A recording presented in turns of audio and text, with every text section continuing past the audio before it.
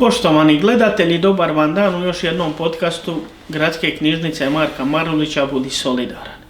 S obzirom da imamo različite goste, različite teme, danas evo nam je još nešto novo zapravo na meniju.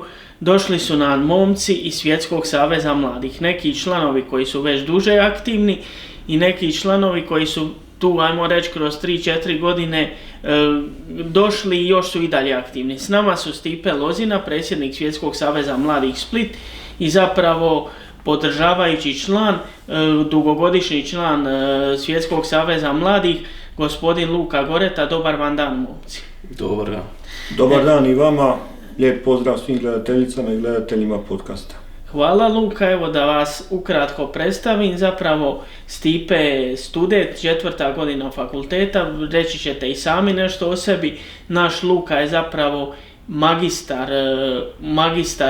magistrirao je na Filozofskom fakultetu i zapravo on ima jedan specifikum koji nas veže uz ove naše tribine. On je osoba s invaliditetom, visoko slabovidna, odnosno osoba, član županijske udruge slijepih, ali je izrazito proaktivan. On je i kantautor, on je i bio aktivan u civilnom društvu i naš Luka se bori zapravo da se na pravi način integriraju osobe s invaliditetom u civilnom društvu. Evo, molim vas za početak, gospodine Lozina, predstavite onima koji ne znaju rad Svjetskog saveza mladih, što je to, što je vaš temeljni okvir, koje su podružnice i od kada djelujete. Evo, dakle, zadovoljstvo mi je zapravo i inicijalno ga predstaviti. Znači, Svjetski savez mladih smatramo se jednom međunarodnom globalnom zajednicom prijatelja prije svega i organizacijom nevladinom, znači koja se bavi temeljnim pitanjima ljudskog dostojanstva. Mi koncept dostojanstva svake osobe zagovaramo kroz razne načine i fokusiramo se na moralne, psihološke, duhovne i edukativne vrijednosti svake osobe. Osnovani smo u Sjedinjenim Američkim Državama 1999. Te smo evo kroz posljednja 2 desetljeća se proširili na međunarodnoj razini, čime evo danas sjedimo sa vama kao i predstavnici Svjetskog saveza mladih u Splitu, ali i samim time aktivan dio saveza u Hrvatskoj i izvan Hrvatske Europske unije. Koliko članova imate u Hrvatskoj i zapravo koliko dugo ste vi u Svjetskom savezu mladih kao predsjednik i recite nam par riječi evo o sebi, ja sam vas uvodno najavio, ali da još nešto kažete. Može. Znači, trenutno za sada brojimo preko 150 aktivnih članova u Hrvatskoj. S time u kontekstu splitske podružnice ima nas trenutno preko 30. Što se tiče osobno o meni, pa evo, kao što ste naveli, aktivno sam sada student 4. godine diplomskog studija za informacijske tehnologije. Izvan same sfere studija bavim se u svome smislu pisanjem knjiga, znači to mi je jedna od zapravo aktivnosti koje volim provoditi i pri učlanjivanju u Svjetski savez mladih u Hrvatskoj, kada sam i otkrio ovu udrugu, to je bila jedna od sfera koje su me i privukle. A knjige koje karaktera pišete, o čemu najviše? Je li isto dostojanstvo, ljudska prava ili? Znači, do sada bio sam aktivan u beletristici, to je bila fikcija, ali kroz prošle 3 godine sam sudjelovao u pisanju baš takvih knjiga, znači o motivacijskim vještinama. Jedna knjiga se bavila, nažalost, globalnom tematikom problema mentalnog zdravlja među mladima, tu sam bio jedan od koautora. I druga knjiga se bila bavila zagovaračkim vještinama vodstva mladih, kako možemo napraviti jednu aktivnu promjenu u društvu. Odlično, evo vi nam se, Luka, ukratko predstavite, recite od kada ste vi zapravo djelovali u Svjetskom savezu mladih, bili ste i potpredsjednik i koliko je vas kao osobu s invaliditetom to ispunilo da se osjećate ne samo neko ko je potreban pomoći, nego neko ko aktivno sudjeluje i ko aktivno doprinosi društvu i šta ste konkretno radili u Svjetskom savezu, jesu li to konferencije, je li to pisanje za Svjetski savez mladih, o čemu se radi? Predstavite nam se ukratko i recite svoju ulogu koju ste imali u Svjetskom savezu mladih. Dobar dan još jednom. Drago mi je da ste me danas ugostili u vašem podcastu. Iznimna mi je čast sudjelovati danas u ovoj emisiji. Ja sam Luka Goreta, inače sam po struci povjesničar i pedagog, a bavim se i pisanjem tekstova. Što se tiče Svjetskog saveza mladih, u Svjetski savez mladih učlanio sam se 2020. godine. Mislim da je to bilo u drugi mjesec 2020. godine, za vrijeme one COVID krize koja nas je sve potresla na način na koji je. Što još? 2023. sudjelovao sam na ljetnoj školi bioetike u Šibeniku, tada sam još bio aktivan član, a tada sam još bio i zamjenik za splitsku podružnicu Stipi. Dobro, recite mi zapravo koliko je vama kao osobi s invaliditetom značilo sudjelovati na konferencijama, pisati za Svjetski savez mladih, jeste li se osjećali slobodnije, bolje kao osoba s invaliditetom da možete doprinijeti pozitivnom pomaku u društvu? Pa mislim da me to iskustvo jako oplemenilo u životu, što sam imao priliku sudjelovati u edukativnim, kulturnim i zagovaračkim aktivnostima Svjetskog saveza mladih koje se temelje na ljudskom dostojanstvu kao temelju za sva ostala ljudska prava. Jako me oplemenilo to iskustvo, upoznao sam mnoge nove ljude, stekao nove kontakte, prijateljstva i poznanstva. Pisao sam i za portal Mi mladi i svakako moram naglasiti da je to bilo jedno jako pozitivno iskustvo koje ću pamtiti cijeli život. Mislim da je to bila prilika da pokažem na neki način da se kao osoba s invaliditetom mogu aktivirati u društvu unatoč svome invaliditetu, odnosno usmjeriti se na svoje sposobnosti, na svoje darove, na svoje talente u odnosu na svoj hendikep. Dobro, recite mi gospodine Lozina, evo vi ste 3 godine predsjednik, gdje vidite pomak u Svjetskom savezu mladih ovdje u Splitu, što ste konkretno radili od konferencija, vidjeli smo na javnoj televiziji da je krenula i škola zagovaranja, znači što ste kroz ove 3 godine, što bi vi istaknuli kao neki pomak od kad ste vi predsjednik? Iskreno govoreći, stvarno ima mnogo toga što se dogodilo. Naime, od kad smo i osnovani u Splitskoj podružnici, tu moram i spomenuti osobu koja nas je i okupila prvi put, znači to je Zorica Ergović od 2020. kad sam se ja i učlanio 2021. Naime, tada je, kao što je Luka sad ranije spomenuo, bilo područje covida, era covida. Svjetski savez mladih u Splitu je djelovao sukladno mjerama više na online razini, znači sastajali smo se preko online meetinga i nakon što je završilo to razdoblje 2023. smo Luka i ja stupili kao predsjednik i potpredsjednik podružnice, započeli našu zajedničku jednu priču. Moram napomenuti, od tada smo se jednu našu privremenu bazu stavili u Solinu, u izletištu Jadro, gdje evo i dan danas još provodimo aktivne mjesečne sastanke podružnice, a kroz prošlu godinu, evo znači 2024.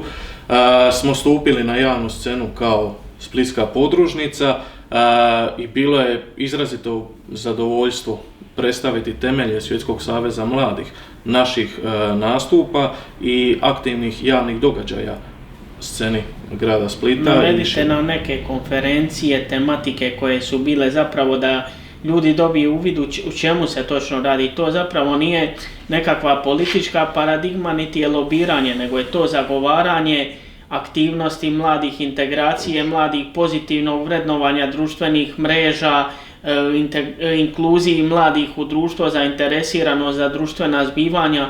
Znači, koje su neke teme konferencija koje ste imali, koje možete istaknuti ili radionice? Točno, evo kao što ste i naveli, prije svega mi jesmo nepolitička, nevladina organizacija gdje je naš glavni cilj zastupati evo glas mladih, da mladi diljem naše županije mogu znati da postoji Svjetski savez mladih koji ih može predstavljati. Znači, od naših konferencija prošle godine ih je bilo 4. Prvu smo zapravo održali ovdje evo kod vas u Gradskoj knjižnici Marka Marulića. Ona je bila u travnju i tema je bila tko odgaja našu djecu, bavila se utjecajem društvenih mreža na mlade. Tu smo okupili baš po mom mišljenju relevantne govornike od obrazovnog sektora, od psihološkoga te i zagovaračkoga. Znači među njima su bili gospodin Đorđe Nadaljanski koji je predstavljao Veleučilište Arka, gospođa Jelena Burazin, što sam primijetio da je bila jedna od vaših bivših gostiju. Da, ona je predstavljala znači, Centar za obrazovanje mladih Maestrav. Bio je tu gospodin Mario Žuvela, znači skladatelj, aranžer i u psihološkom smislu osnivač Valoes terapije jednog novoga pravca i Maja Vokan Pelicarić. Ona je bila iz Srednje pomorske škole, psihologica. Dobro je koje su na ostalim konferencijama bile teme, možda samo kratko da se dotaknemo da dobiju ljudi uvid na te ostale 3, otprilike koja tematika? Druga tematika odbila se u studenom, znači evo sada prije 2 mjeseca. Bila je naslovno Mladi na raskrižju, strategije za razvoj mladih u cjelokupnoj županiji našoj.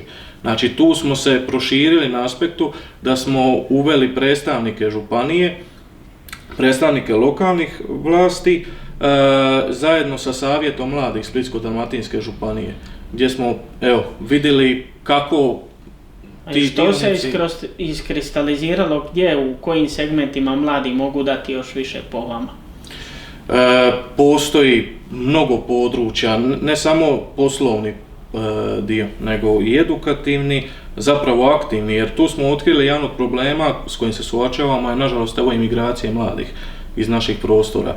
Prvo treba uvidjeti načine kako to zaustaviti, ali i uzroke zašto mladi žele emigrirati. Tako da, osim na toj konferenciji, okupili smo i, čast mi je to reći, prvi tjedan Svjetskog saveza mladih u Splitu, sada prije mjesec dana u prosincu.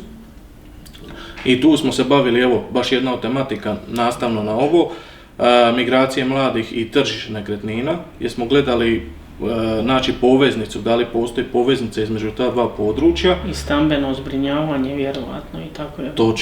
Točno. Znači, baš smo uvidjeli... Prilika za život. Da, jedni od problema, evo što vidimo, su nažalost inflacija i skok cijena nekretnina, ali to je problem s kojim se suočavaju mladi, stari, znači jednostavno stanovništvo naše, te smo kao Svjetski savez mladih u Splitu htjeli pokrenuti tu dilemu, da vidimo koje su poveznice. Reci mi, Luka, koliko misliš da su mladi uopće zainteresirani za pomake u društvu? Ja sam osobno isto bio na jednoj konferenciji u Zagrebu od 10 dana prije, stari, to već ima jedno možda i 8-9 godina, mladi probijaju granice i tad smo isto pričali kako mlade zapravo treba zainteresirati, kako treba i naći pravu poruku, pravi fokus i da mladi uopće nisu indiferentni ako se pogodi ono što mlade zanima. Znači, koliko misliš da mladi zapravo žele participirati u društvu, koliko oni sve skupa prate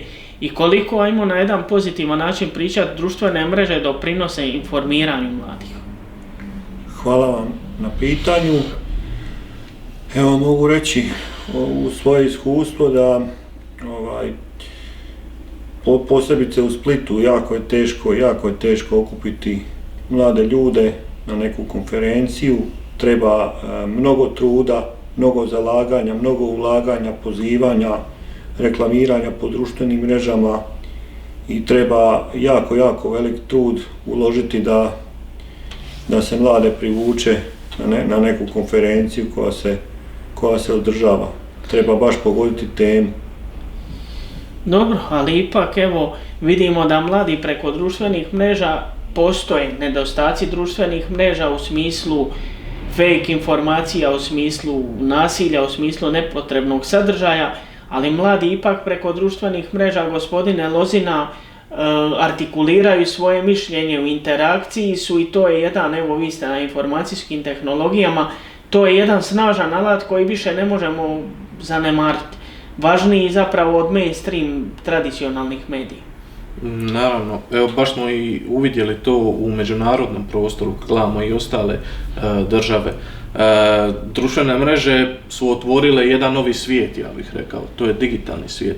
I kad vidite da danas evo mi se možemo stupiti u kontakt sa osobama preko drugoga kontinenta, znači komunicirati. Otvorilo je tu jednu globalnu zajednicu, otvorilo mogućnosti predstavljanja vlastitih vrijednosti, znači da mladi mogu predstavljati što ih zapravo zanima. Brendirati. Da, brendirati, poslovne prilike. Imamo toliko evo i u privatnom smislu, znači poduzeća koje su se otvorile, agencije za digitalni marketing i tako, koje samo djeluju online. Znači to je stvarno otvorilo jedan veliki spektar, ali kao što smo i napomenuli, društvene mreže koliko god daju benefita, sa sobom nose i ove rizike, a to su rizici što smo evo vidjeli nažalost i u kontekstu našega grada za nasiljem, cyber nasiljem, tako da važno je pogledati sa obje perspektive i mogućnosti, ali i mane koje se mogu dogoditi nepravilnim korištenjem društvenih mreža. Dobro, a recite mi kad vidite nekoga onako bio je s vama u Svjetskom savezu mladih, i zapravo cilj je da se osoba bude šta kreativnija, šta sigurnija, samopouzdanje, psihološka, moralna stabilnost i to jedno formiranje ličnosti. Imate li primjere osoba koje su se kao privatni poduzetnici ili kao osobe u javnom sektoru ostvarile, koje su vam rekle rad u Svjetskom savezu mladih je doprinio tome da sam kreativniji na svojoj poslovnoj poziciji? Pa evo, ne mogu sad reći konkretno u vidu imena, prezimena, ali načelno postoji toliko dobrih primjera. Znači iz naše središnjice iz Zagreba, kao i općenito podružnica, mnogo od nas je aktivno, evo, osim u studentskom smislu obrazovanja, već dio članstva ima i svoje privatne biznise koje su pokrenuli. U širem smislu međunarodnom ima članova koji nas evo zastupaju kroz Svjetski savez mladih Europa i to je jednostavno jedan način. Evo, gurate naprijed. Da, guramo naprijed i svi naši članovi koji su aktivni, naš je cilj oplemeniti ih znanjem, znači prvo vrijednostima i ići zajednički kroz jednu tu putanju da napravimo promjene. Zapravo da njihov uspjeh proizlazi iz njih samih. Točno tako.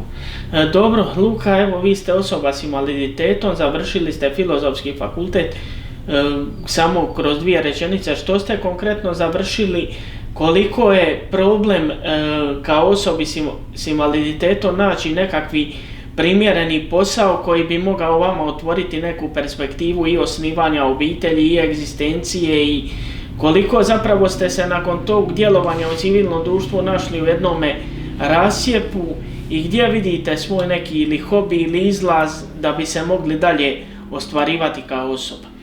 Malo previše pitanja, pa dobro, ali probat ću. Dakle, završio sam povijest i pedagogiju na Filozofskom fakultetu u Splitu. Mislim da je osobama s invaliditetom jako teško pronaći danas zaposlenje, odnosno posao, budući da mene taj vid moj koji imam jako mali postotak vida. To je li tako, 2 do 3%? Da, 2 do 3%. Mislim da taj vid mene osobno sputava u traženju posla, budući da ne mogu raditi dosta poslova, obavljati dosta poslova koje obavljaju videće osobe. Dakle, primjerice ne mogu voziti auto, to je najjednostavnija radnja, najjednostavniji primjer. Ne mogu, što još ne mogu? Dobro, ali što mislite da bi mogli biti nekakvi novinski suradnik, pisati? Nasuprot tome, kao što sam rekao, osvrćem se i usmjeravam se na svoje pozitivne strane. Pa evo primjer, mogao bih raditi za nekakve novine, biti nekakav dopisnik, jer inače se bavim još uvijek kao hobijem pisanjem tekstova, to mi dobro ide i možda se vidim u novinarstvu kao novinar. A na kraju krajeva i u diplomi mi piše da ću steći kompetencije, među ostalim da ću moći raditi i kao novinar. A vi ujedno imate jedan jaki hobi koji dobro radite, vi pišete pjesme, zapravo i kantautor ste i neke vaše pjesme su i uglazbljene. Koliko vas to veseli? Da, pjesme pišem od malih nogu, još sam u osnovnoj školi počeo pisati pjesme. Moj dar za pjesme prva je prepoznala moja učiteljica do 4. razreda, zatim nastavnica hrvatskog jezika i književnosti. Kasnije počeo sam pisati pjesme nekakve, nazovimo pjesmuljke 14. godine, ali taj dio ćemo zaboraviti. Ono što je bitno, gdje zapravo počinje moj početak pisanja pjesama u ovom smislu današnjem, dakle preko osobnih poznanstava povezao sam se sa gospodinom Nenadom Ninčevićem, koji je zapravo, za one koji ne znaju, jedan od najpoznatijih ne samo domaćih već i šire autora, poznat je i ne samo u zemlji već i u inozemstvu. I on je zapravo prije svega čovjek velikog srca i osoba koja je prva prepoznala moj dar i koja mi je prva otvorila vrata toga svijeta. Evo Neno, ako gledate ovaj podcast, ja vas ovim putem pozdravljam. I postoji šansa zapravo da vas u budućnosti slušamo, a da možda i ne znamo da su to vaši tekstovi. Da, uglavnom ljudi znaju za pjevače, ne znaju za tekstopisce. Također, kasnije sam se povezao i sa Stjepanom Jeršekom Štefom iz Osijeka. Evo, pozdravi Štefu. Napravio sam za njega pjesmu Tajna skrivena koju je glazbio Ivica Plivelić, bila je na festivalu Šokačke pisme u Županji. Napravio sam pjesmu 30. hladu za grupu Bumerang, to je u koautorstvu sa Ljubom Šeperićem Lupom, glazbenim menadžerom, tekstopiscem, aranžerom i skladateljem.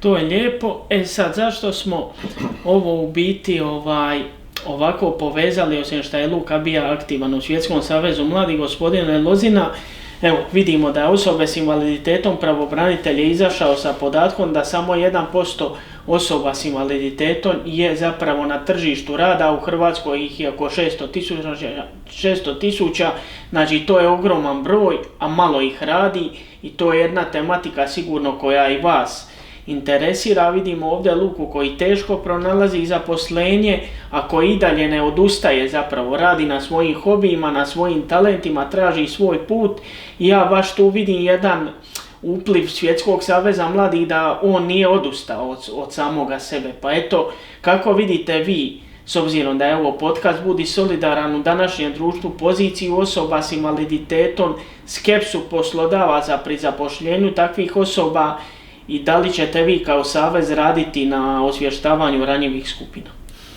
Pa evo, moram spomenuti prije svega da to je stvarno jedan ogroman problem. Ne samo na lokalnoj razini, ne samo ni na regionalnoj, na nacionalnoj, ali i čak i na međunarodnoj. Znači, ja mogu reći iz konteksta splitske podružnice naše, koliko je Luka, evo, dok sam ja njega i upoznao, dok smo surađivali zajedno, nažalost ima problem sa vidom, ali koliko je on doprinio izvan svoga hendikepa, znači mogućnosti koje Luka stvarno ima, evo koliko je pomogao podružnici, talenata, vještina poput pisanja, evo znači za pjesama, to je nevjerovatno i stvarno je žalosno vidjeti takve statističke podatke. Da se ne zastupaju evo, mladi osobe sa invaliditetom u poslovnom smislu i tu vidimo jedan širi problem, zapravo ne skrbi, ne brigi o njihovoj budućnosti. Ali dok se go niko ne buni, neće se napraviti progres, zato je bitno civilno društvo. Točno, i evo što mogu i reći sa smisla naše podružnice, to je jedna od tema koje ćemo se gledati i dotaknuti na široj razini i osvijestiti, evo kad već ne ide klasičnim načinom, idemo mi kao Savez mladih u Splitu pokrenuti dijalog i o tome, jer jednostavno mora se vidjeti uzroci. Pozvati pravobranitelja, pozvati poslodavce i pozvati dvije, tri osobe, evo, fakultetski obrazovane koje zapravo nisu na tržištu rada, da se vidi konkretni problem. Točno, jer evo i Luka osim toga ima i svoju kompetenciju, znači diplomski studij koji je završio. On sa svim svojim predznanjem već možemo, ovdje što smo vidjeli, evo 4 različite branše u kojima može aktivno djelovati, ali nažalost niko ne otvara vrata. Nažalost, to je samo, evo, trebamo vidjeti koji su uzroci tome. Ja sam malo krivo iznio podatak, znači 1% osoba s invaliditetom je pravobranitelj rekao da ima uopće visoko obrazovanje, tako da evo Luka što ste vi napravili veliko, ali i mali broj osoba s invaliditetom je zaposlen. I sad me za kraj zanima, to je aktualno sad za Svjetski savez mladih, zapravo zagovaračka ta škola, što je to? Je li to vid debatnog kluba? Jesu li to određene ciljane skupine prema kojima mladi idu koje će zagovarati? Ili zapravo koja je ideja te zagovaračke škole i da li će se ona iz Zagreba i središnjice spustiti u manje te odsjeke kao što je Split? Pa evo sada zagovaračka akademija, ona se zapravo i provodi sad u Zagrebu.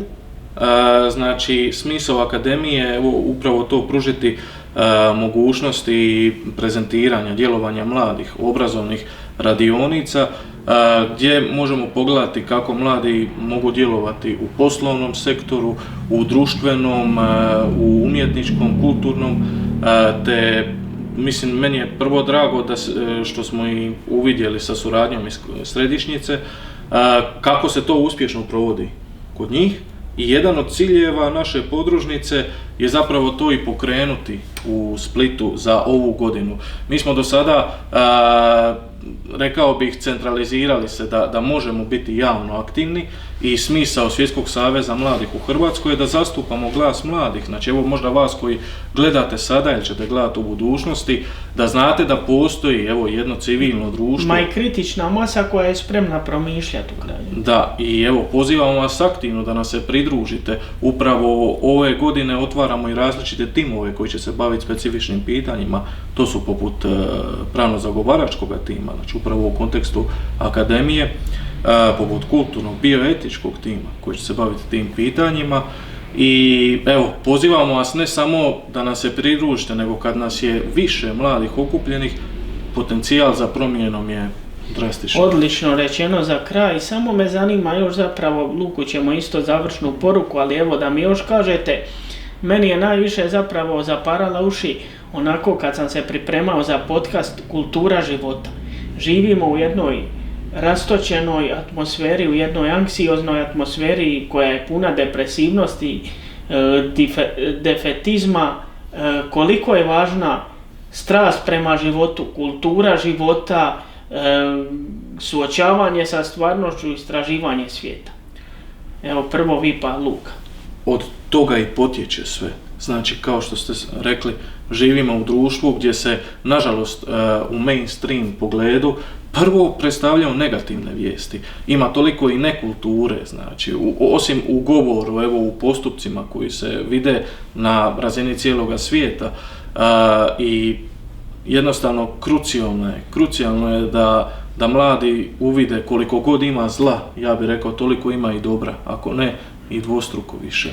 Da ne posustaju. I recite mi Luka, za kraj, neka vaša zapravo poruka nekakve nade, kreativnosti, u par rečenica, eto ta kultura života, neodustajanje, pošaljite na neku za kraj poruku, vaša je zadnja. Evo poruka za kraj, hvala vam na pitanju. Mislim da je bitno u životu biti pozitivan, usmjeravati se prema pozitivnim vrijednostima, pozitivnim stvarima, kao što je gospodin Stipe Lozina sada rekao. Evo, cijenjeni gledatelji, u razgovoru sa dvije zapravo mlade, perspektivne, prekrasne osobe spoznali smo koliko se u životu vrijedi boriti i ustrajati na pozitivnim vrijednostima, ljudskom dostojanstvu, njegovati kulturu života.